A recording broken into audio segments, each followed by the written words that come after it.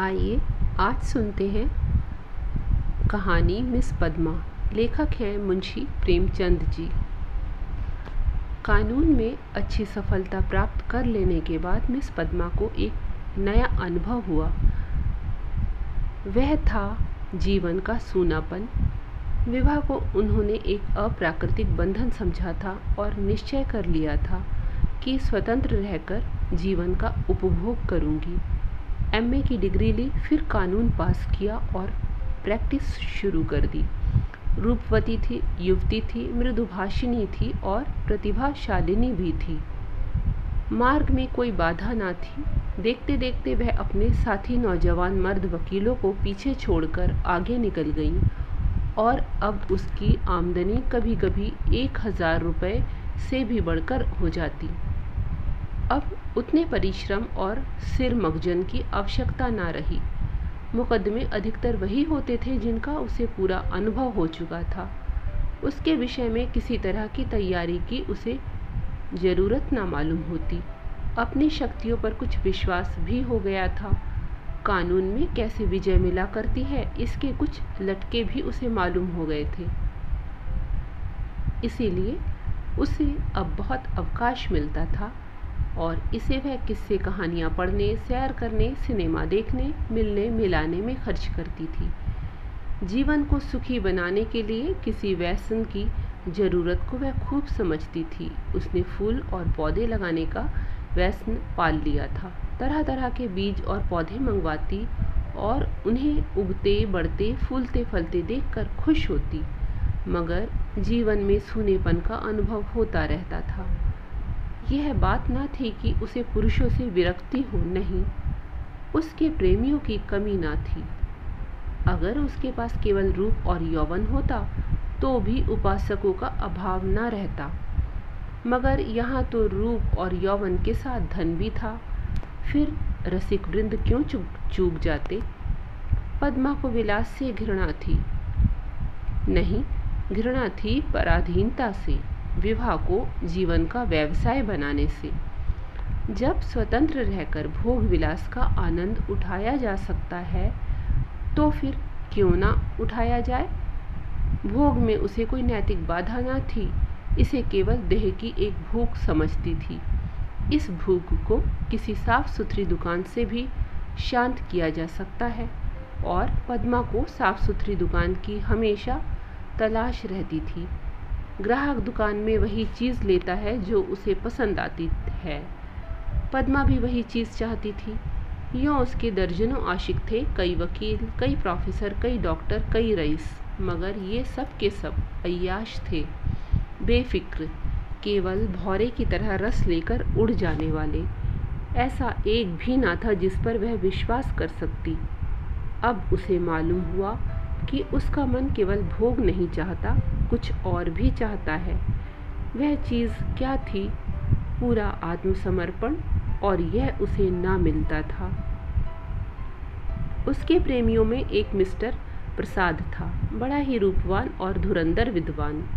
एक कॉलेज में प्रोफेसर था। वह भी मुक्त भोग का आदर्श का उपासक था और पद्मा उस पर फिदा थी। चाहती थी उसे बांध कर रखे, संपूर्णता अपना बना ले। लेकिन प्रसाद चंगुल में ना आता था। संध्या हो गई थी। पद्मा सैर करने जा रही थी कि प्रसाद आ गए। सैर करना मुलतवी हो गया।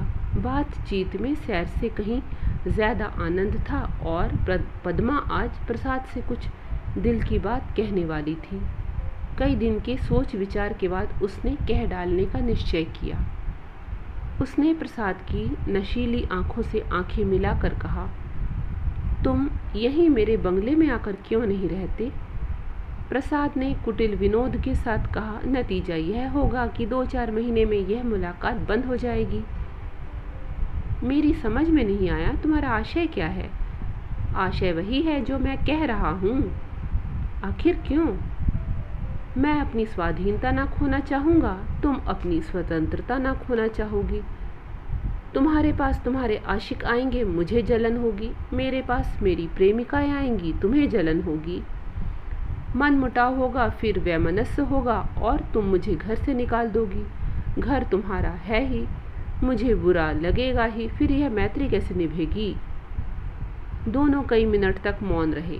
प्रसाद ने परिस्थिति को इतने स्पष्ट, बेलाग, लठमार शब्दों में खोल कर रख दिया कि कुछ कहने की जगह न मिलती थी। आखिर प्रसाद ही को नुक्ता सूझा। बोला, जब तक हम दोनों यह प्रतिज्ञा न कर ले कि आज से मैं तुम्हारा हूँ और तुम मेरी हो, तब तक एक साथ निर्वाह नहीं हो सकता। तुम यह प्रतिज्ञा करोगे? पहले तुम बतलाओ। मैं करूँगी तो मैं भी करूँगा, मगर इस एक बात के सिवा मैं और सभी बातों में स्वतंत्र रहूँगी, और मैं भी इस एक बात के सिवा हर बात में स्वतंत्र रहूँगा। मंजूर? मंजूर। तो कब से? जब से तुम कहो। मैं तो कहती हूँ कल ही से तय। लेकिन अगर तुमने इसके विरुद्ध आचरण किया तो? और तुमने किया तो? तुम मुझे घर से निकाल सकती हो, लेकिन मैं तुम्हें क्या सजा दूंगा? तुम मुझे त्याग देना, और क्या करोगे? जी नहीं, तब इतने से चित्त को शांति ना मिलेगी। तब मैं चाहूँगा तुम्हें जलील करना, बल्कि तुम्हारी हत्या करना। तुम बहुत निर्दयी हो प्रसाद। जब तक हम दोनों स्वाधीन हैं, हम किसी को कुछ कहने का हमें हक नहीं, लेकिन एक बार प्रतिज्ञा में बंध जाने के बाद फिर ना मैं इसकी अवज्ञा सह सकूंगा, ना तुम सह सकोगी। तुम्हारे पास दंड का साधन है, मेरे पास नहीं। कानून मुझे कोई भी अधिकार नहीं देगा। मैं तो केवल अपने पशुबल से प्रतिज्ञा का पालन कराऊंगा, और तुम्हारे इतने नौकरों के सामने मैं अकेला क्या कर सकूंगा? तुम तो चित्र का श्याम पक्ष ही देखते हो। जब मैं तुम्हारी हो रही हूँ तो यह मकान, नौकर चाकर और जायदाद सब कुछ तुम्हारा है। हम तुम दोनों जानते हैं कि ईर्ष्या से ज़्यादा घृणित कोई सामाजिक पाप नहीं है। तुम्हें मुझसे प्रेम है या नहीं, मैं नहीं कह सकती, लेकिन तुम्हारे लिए मैं सब कुछ सहने, सब कुछ करने के लिए तैयार हूँ। दिल से कहती हो पद्मा? सच्चे दिल से। मगर ना जाने क्यों तुम्हारे ऊपर विश्वास नहीं आ रहा है। मैं तो तुम्हारे ऊपर विश्वास कर रही हूँ। यह समझ लो, मैं मेहमान बनकर तुम्हारे घर में ना रहूँगा, स्वामी बनकर रहूँगा। तुम घर के स्वामी ही नहीं, मेरे स्वामी बनकर रहोगे। मैं तुम्हारी स्वामिनी बनकर रहूँगी। प्रोफेसर प्रसाद और मिस पद्मा दोनों साथ रहते हैं और प्रसन्न हैं। दोनों ही ने जीवन का जो आदर्श मन में स्थिर कर लिया था वह सत्य बन गया है। प्रसाद को केवल 200 रुपये वेतन मिलता है, मगर अब वह अपनी आमदनी का दुगना भी खर्च कर दे तो परवाह नहीं। पहले वह कभी कभी शराब पीता था, अब रात दिन शराब में मस्त रहता है। अब उसके लिए अलग अपनी कार है, अलग नौकर है, तरह तरह की बहुमूल्य चीज़ें मंगवाता रहता है, और पद्मा बड़े हर्ष से उसकी सारी फिजूल खर्चियाँ बर्दाश्त करती है। नहीं, बर्दाश्त करने का प्रश्न नहीं, वह खुद उसे अच्छे से अच्छे सूट पहनाकर अच्छे से अच्छे ठाट में रखकर प्रसन्न होती है। जैसी घड़ी इस वक्त प्रसाद के पास है, शहर के बड़े बड़े रईसों के पास न होगी। और पद्मा जितना ही उससे दबती है, प्रसाद उतना ही उसे दबाता है। कभी कभी उसे नागवार भी लगता है, पर किसी अज्ञात कारण से अपने को उसके वश में पाती है। प्रसाद को जरा भी उदास या चिंतित देखकर उसका मन चंचल हो जाता है। उस पर आवाज़ें कसी जाती हैं, फब्तियाँ चुस्त की जाती हैं। जो उसके पुराने प्रेमी हैं वे उसे जलाने और कुड़ाने का प्रयास भी करते हैं, पर वह प्रसाद के पास आते ही सब कुछ भूल जाती है। प्रसाद ने उस पर पूरा आधिपत्य पा लिया है, और उसे इसका ज्ञान पद्मा को उसने बारीक आंखों से पढ़ा है और उसका शासन अच्छी तरह पा गया है। मगर जैसे राजनीति के क्षेत्र में अधिकार दुरुपयोग की ओर जाता है, उसी तरह प्रेम के क्षेत्र में भी वह दुरुपयोग की ओर ही जाता है, और जो कमज़ोर है उसे तावान देना पड़ता है। आत्माभिमानी पद्मा अब प्रसाद की लौंडी थी, और प्रसाद उसकी दुर्बलता का फायदा उठाने से क्यों चूकता। प्रसाद ने अब रात को देर से आना शुरू कर दिया। पद्मा को अपने साथ ना ले जाता, उससे बहाना करता कि मेरे सिर में दर्द है, और जब पद्मा घूमने जाती तो अपनी कार निकाल लेता और उड़ जाता। 2 साल गुजर गए और पद्मा को गर्भ था। वह स्थूल भी हो चली थी। उसके रूप में पहले किसी नवीनता और मादकता न रह गई थी। वह अब घर की मुर्गी थी, साग बराबर। एक दिन इसी तरह पद्मा लौट कर आई तो प्रसाद गायब थे। वह झुंझला उठी। इधर कई दिन से वह प्रसाद का रंग बदला हुआ देख रही थी। आज उसने कुछ स्पष्ट बातें कहने का साहस बटोरा। 10 बज गए, 11 बज गए, 12 बज गए। पद्मा उसके इंतजार में बैठी थी। भोजन ठंडा हो गया, नौकर चाकर सो गए। वह बार बार उठती, फाटक पर जाकर नजर दौड़ाती। 12-1 बजे के करीब प्रसाद घर आए। पद्मा ने साहस बटोरा था, पर प्रसाद के सामने जाते ही उसे इतनी कमजोरी मालूम हुई। फिर भी उसने जरा कड़े स्वर में पूछा, आज इतनी रात तक कहाँ थे? कुछ खबर है कितनी रात है? प्रसाद को वह इस वक्त असुंदरता की मूर्ति सी लगी। वह एक छात्रा के साथ सिनेमा देखने गया था।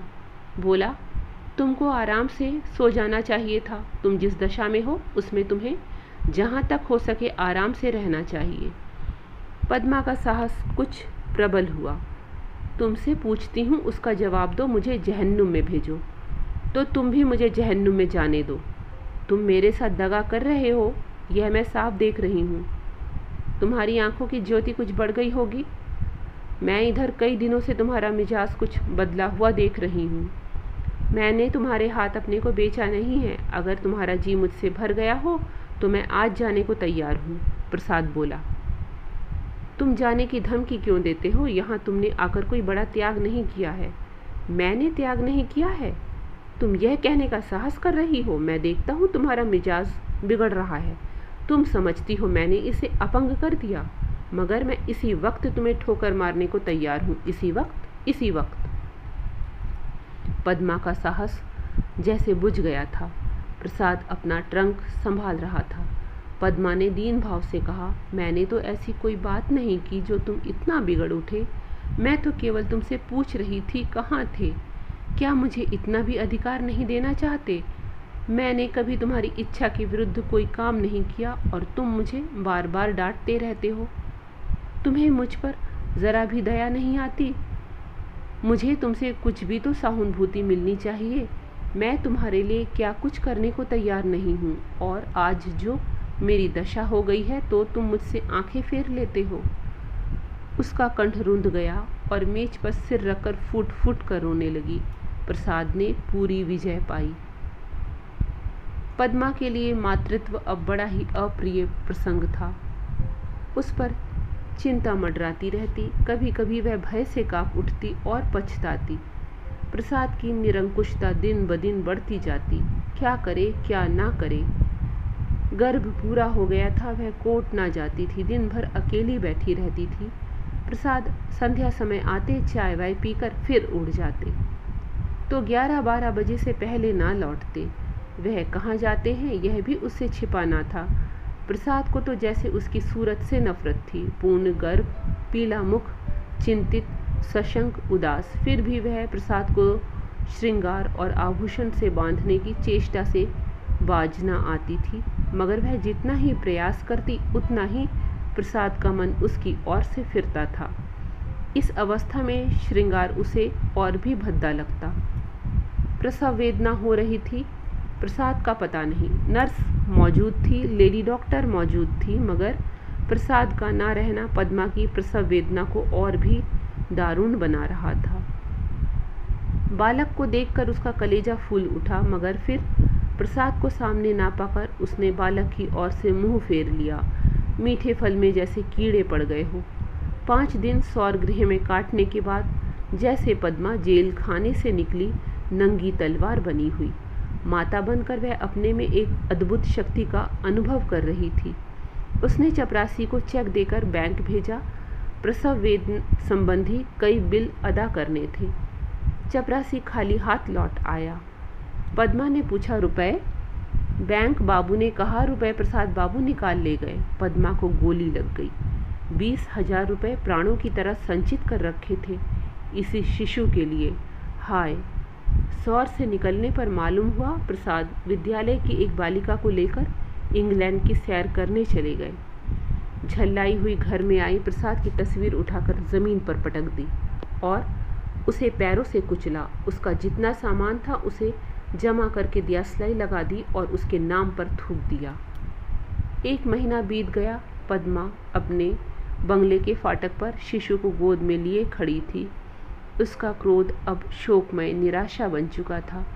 बालक पर कभी दया आती, कभी प्यार आता, कभी घृणा होती। उसने सड़क पर देखा, एक यूरोपियन लेडी अपने पति के साथ अपने बालक को गाड़ी में बिठाए लिए चली जा रही थी। उसने हसरत भरी आंखों से उस खुशनसीब जोड़े को देखा और उसकी आंखें सजल हो गईं। ये थी आज की कहानी।